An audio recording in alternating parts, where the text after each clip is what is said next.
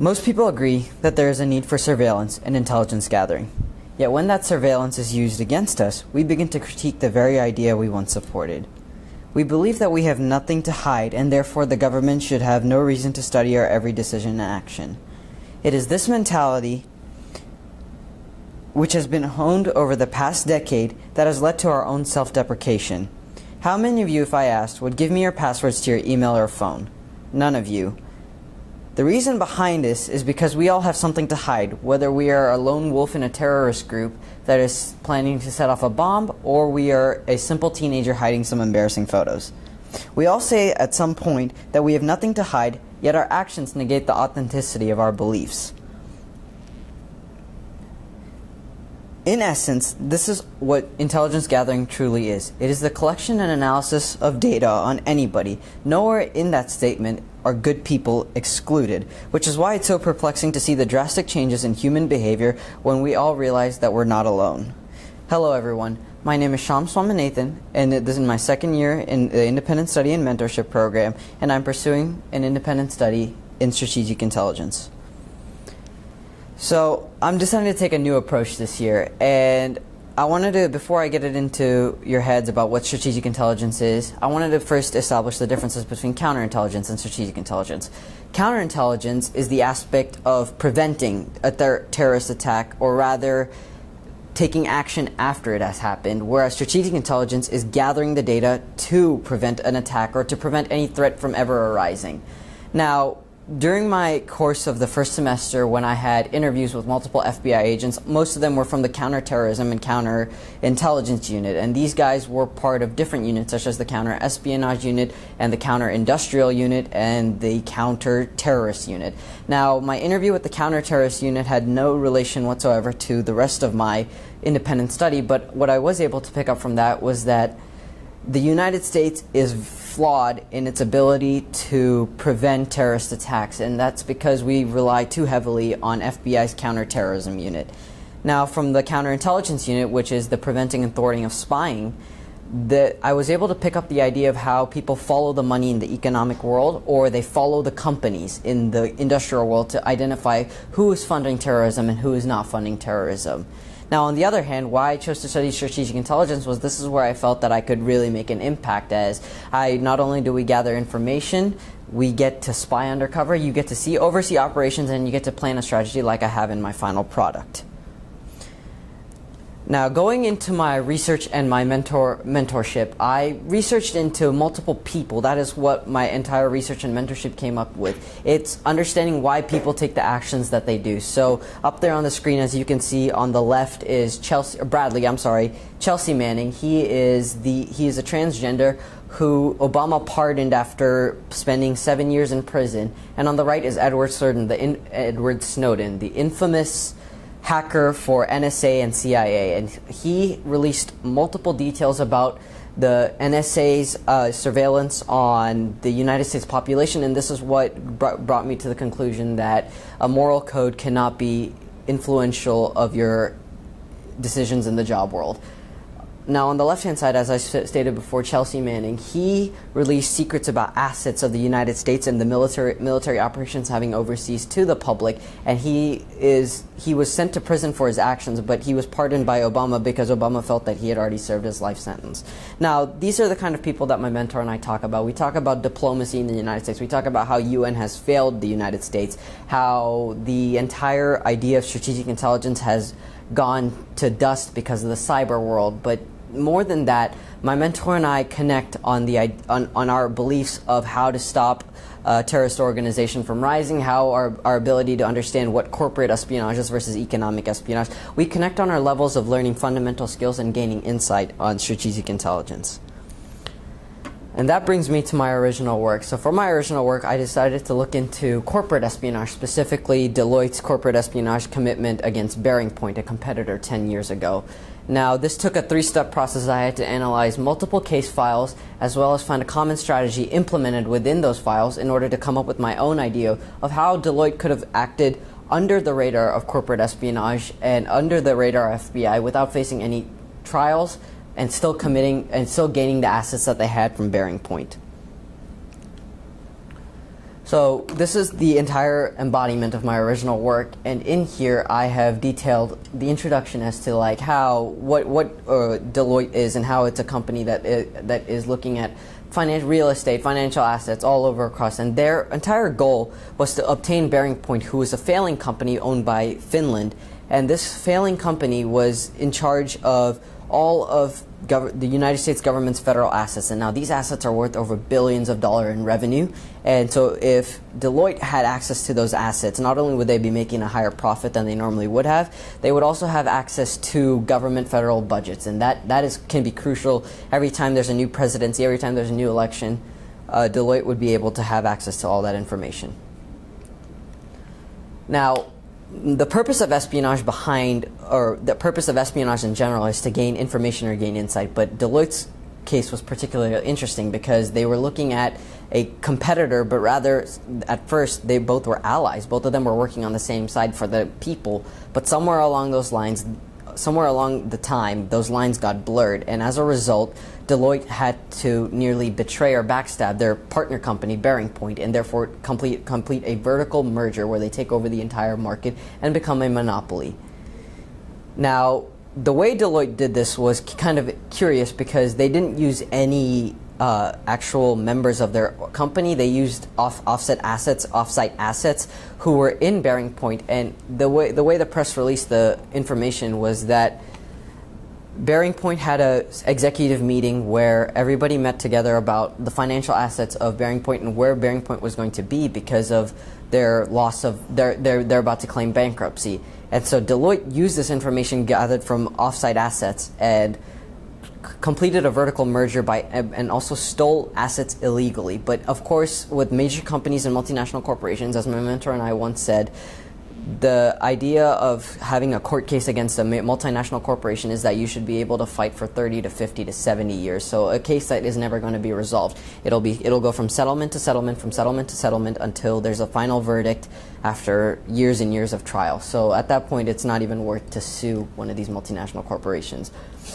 Now, the strengths of Deloitte's strategy was that they used offsite assets, and these offsite assets are anonymous, they are helpful, and you're able to use the intelligence cycle, which I will go into detail later, on how they are able to infiltrate such a multinational corporation such as Bearing Point.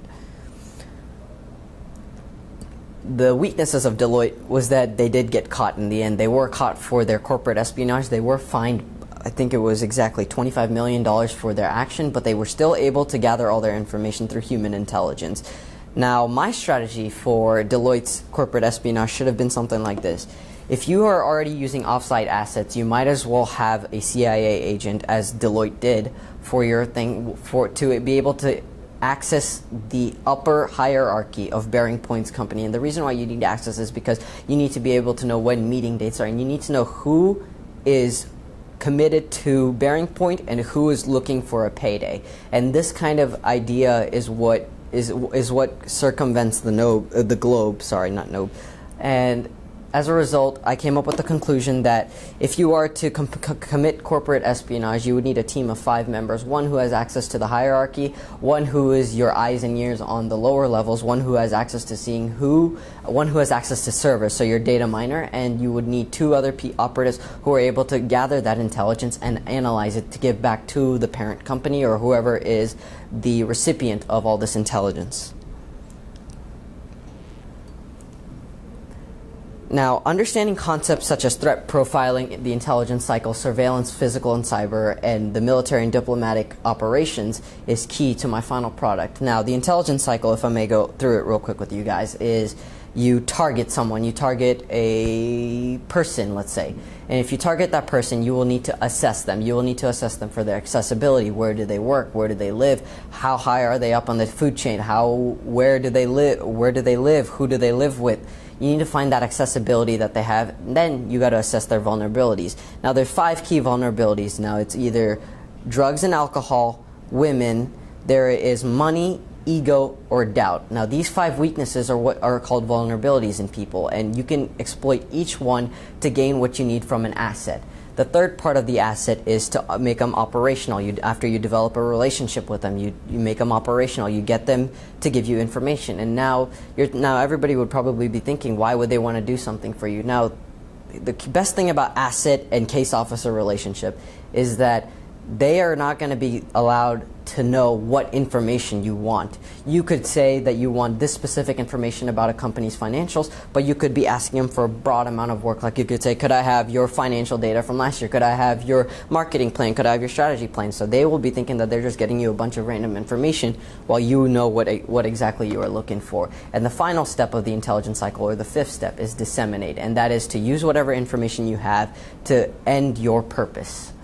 Now, surveillance, physical and cyber, is something that was crucial to my final product, and this idea is you can create a profile for a person, and that comes later with threat profile. You can create a profile by understanding who they are on the internet and who they are in person. Cyber, in the recent decades, cyber surveillance has always come before physical surveillance, and that is because if you are able to access a person's social media, you are able to determine what kind of character they have, and then if you ever need any more information that you weren't able to gather through cyber, you go through physical surveillance. Now, threat profiling is what comes right after surveillance, and that is where you develop the threat of a target. So the intelligence cycle was where we assess our target, and the threat profile is where you develop a target's strengths, and their strengths are often what goal do they have in the company they are, or if they're a terrorist group, what's their end goal, what is their purpose, and how do you plan on stopping them. Now, the military and diplomatic operations is just essential for my end of my final product. So my final product, in theory, was an operation to disseminate ISIS, where I would begin by comparing ISIS to Al-Qaeda. Now, I wanted to use a military, economic, and socio-political approach, which I detailed towards the end of my final product, and threat profiling was one of the key parts of my final product. So to begin, introduction, I would like to read you guys an excerpt so you would understand where I'm coming from. The Islamic State, which is how I shall refer to the various racial jihadist groups because they are dispersed as ISIS, ISIL, and many more, is growing in influence across the Middle Eastern nations. Even in the independent Muslim nations, where its presence is not overwhelming, the Islamic State's rise to power is radicalizing the lower classes and lower middle classes within the respective nations. It is indirectly instigating sectarianism while also utilizing its growing presence to stir more trouble in a politically unstable region. The Islamic State's successes in Syria, Iraq, and Yemen increased concern in the jihadist group, or increased concern in Washington, and prompted the Obama administration to acknowledge the presence of new extreme jihadist groups, one that makes Al-Qaeda look insignificant. In fact, the rise of the Islamic State frightened Osama bin Laden's heir, Ayman al-Zawahiri, although the Al-Qaeda leader might be expected to rejoice at the emergence of a strong jihadist group that delights in beheading Americans among other horrors. In reality, the Islamic State's rise risks Al-Qaeda's demise. When Islamic State leader Abu Bakr al-Baghdadi rejected Al-Qaeda's authority and later declared a caliphate, putting himself as king or supreme leader of the Middle East, he turned the Middle Eastern governments he split away the factitious jihadist movement. The two are not competing solely for the leadership of radical jihadism, but also for the soul of its cause. Now, this is the introduction of my final product, and it was to give you guys an idea of why ISIS, or the Islamic State, and Al-Qaeda have not combined forces to become one large terrorist group. The origins and the goals of each organization lie in the fact of history, and you have to understand history before you can understand strategic intelligence. Now, I'm going to go through a list of ideals that Al-Qaeda pursued, which include, they didn't enjoy beheading Americans, but what they did do was that they controlled the Middle East with fear. They controlled Afghanistan, specifically up in the mountains. With Osama bin Laden coming from a large family, he decided to take control of a failing USSR anti-Soviet jihadist movement. And what he did was he utilized the foundation network that the USSR left behind in the Middle East to create a fortress. Now, in the northeast region of Afghanistan, there is mountains, and in the heart of those mountains are located caves. In those caves, Al-Qaeda's leader, Osama bin Laden, along with his band of brigands, have come up with this idea of a fortress where they're using commercial networks and the USSR's former networks to create a fortress around that entire area, and that became Al-Qaeda's home base of operation. Now, Al-Qaeda's origins are not for the purpose of spreading jihadism or spreading the idea that there should be one Islamic government, one Islamic identity, but rather they want to eliminate Western influences in the region. Now, this differs from the Islamic State because the Islamic State wishes to, its main target is not the United States, but rather the people. They are targeting Iraq, they are targeting Syria, they're targeting Yemen, they're targeting Saudi Arabia. They're trying to get rid of the Shia Muslims that are in that location, and they're trying to declare a caliphate. And whether the United States decides to get in the way of that is the United States' problem. And the Islamic State's leader is not interested in destroying the Western Hemisphere, but proving a point that government and religion can be affiliated with one another. Now, the threat profiles of each of the two terrorist groups was that Al-Qaeda's ultimate goal is to usurp or destroy the Middle Eastern regimes while discrediting the United States. Now, while the primary enemies and targets of radical jihadism for the Al-Qaeda is the United States along with Shia Muslims, and the Islamic State has the same targets, Al-Qaeda wishes to make bold or grand attacks. So if you ever see attacks like 9/11 or the 2008 bombing of the two embassies in Tanzania and Kenya, then you would understand that Al-Qaeda is looking to make a spectacle of the United States, to make us look like fools, make us feel like make them feel empowered while making us feel disempowered. ISIS, on the other hand, or as the Islamic State, their target is to do ethnic cleansing in the Middle East, and their goal is to spread fear through jihadism, but also at the same time not make their theory counterproductive. So, for example, when Alan Henning and Peter Kazik, two reporters from the United States, went overseas to interview Abu Mazab al-Zarqawi, who was the original founder of ISIS, these two guys were tried for politically disavowing terrorism in the Middle East.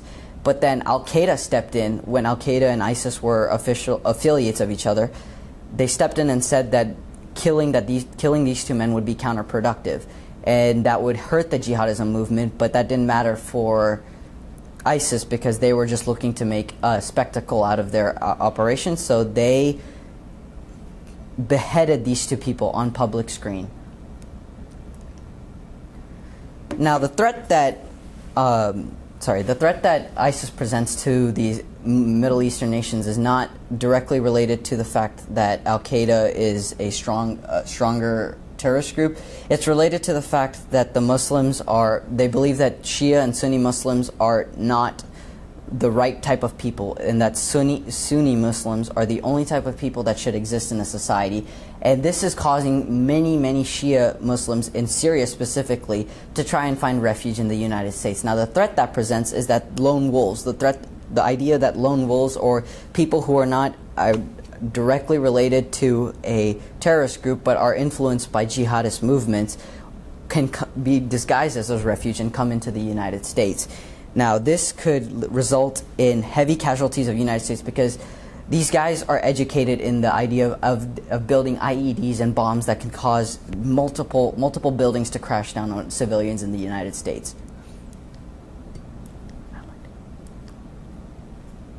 So, my contingency plan for the operation that I wish to disseminate ISIS, or the backup plan that I wish to do, is to only utilize economic resources that the United States has in the Middle East to pit Al-Qaeda and ISIS against each other. These two organizations may have been offsets of each other and may have been affiliates at one time, but they are fighting for the soul of the jihadist movement.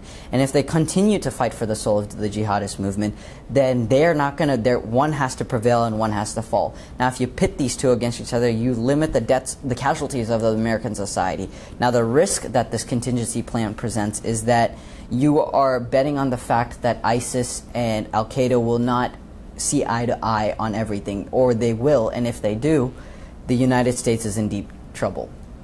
Now the real approach that I wish to see is through an economic, military, and socio-political approach. Now the political approach beforehand, that has to happen before economic or military, is that the United States must stop being a location for asylum. It must stop being a place where refugees can come, because we as refugee takers, we may be showing to the world that we are a land of liberty, but also we are giving terrorists a chance to come without passports, without a green card, into the United States as illegal immigrants, and this prevents the United States from completing an action such as destroying ISIS completely in the Middle East.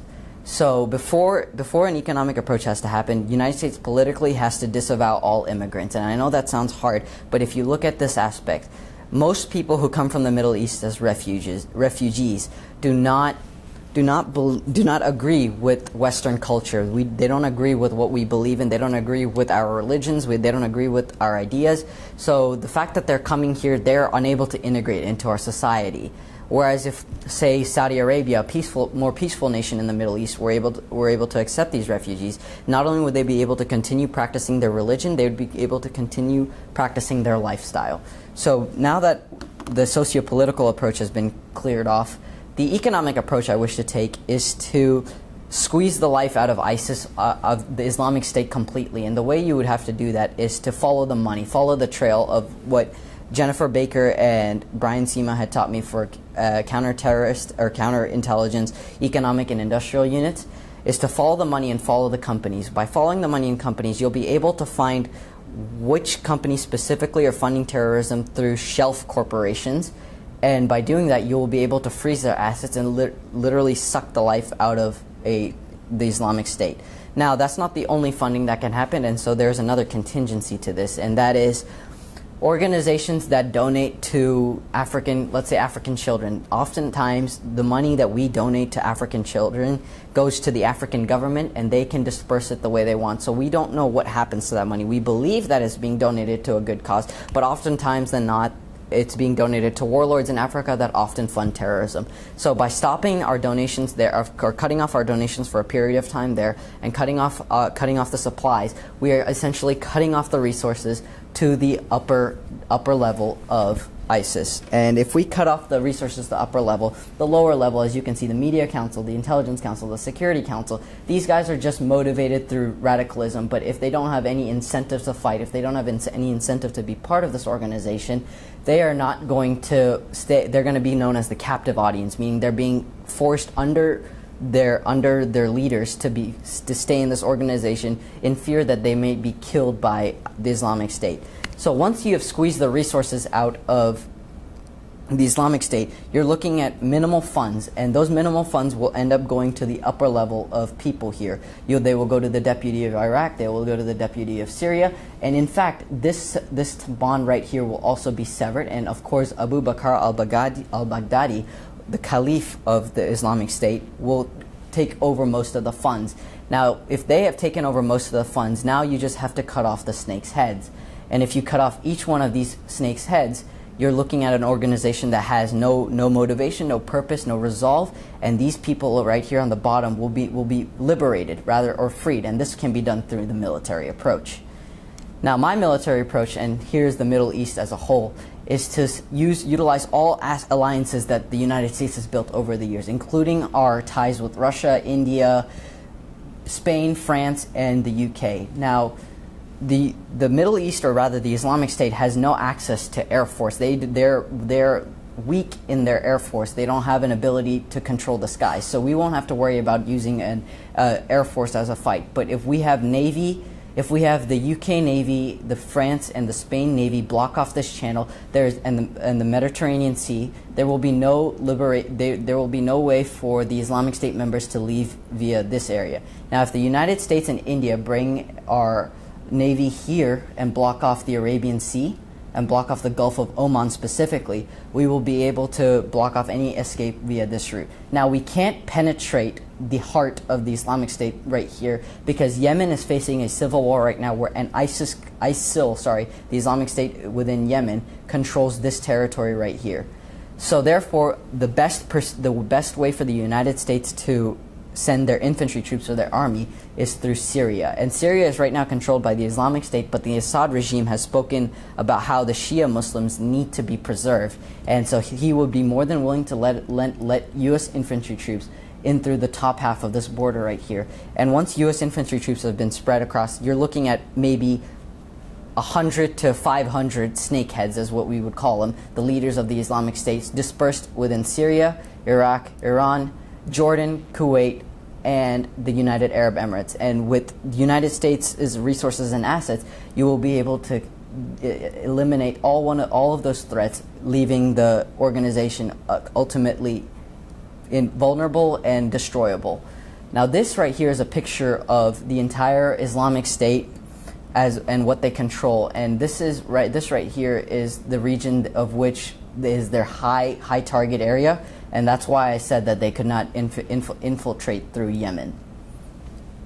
Now, once this military approach has been done, you are looking at multiple innocent casualties, or rather refugees, that will need to be accounted for. And the way you'd have to do that is you'd have to be setting up refugee camps here at this location where there's an abundance of oil water so that they could continue lifestyle, or up here into the Iranian mountains where Islamic State has no presence. And these two places are the best location for refugee camps until the situation has been resolved, because they not only can the Muslims continue their lifestyle that they've been upheld, that they've tried to upheld for all these years, but they could also practice their religion without prejudice.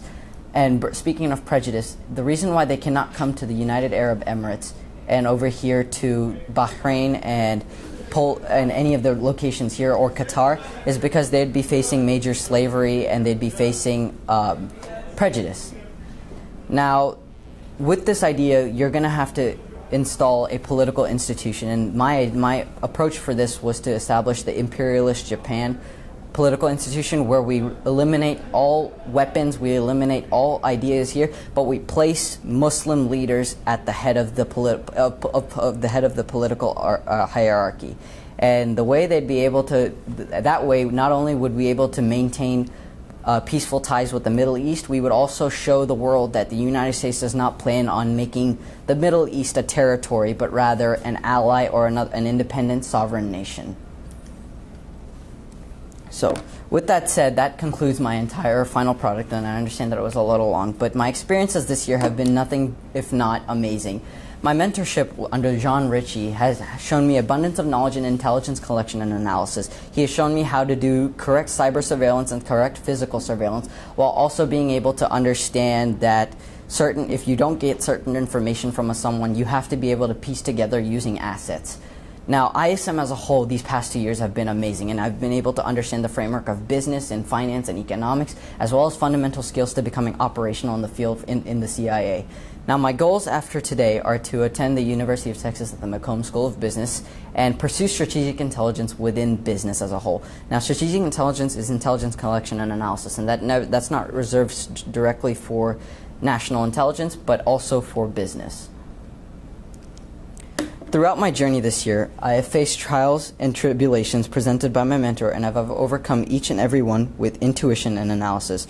Like Charles Darwin once said, it is not the strongest of the species that survive, nor the most intelligent, but the ones most responsive to change. Strategic intelligence on an economic, commercial, and national level is a field in which actions become a center of controversy. As long as we all understand that intelligence gathering exists because human perspective continues to create conflict, then the need for this essential field is unwavering. Thank you. Yeah, I'm going to redo it.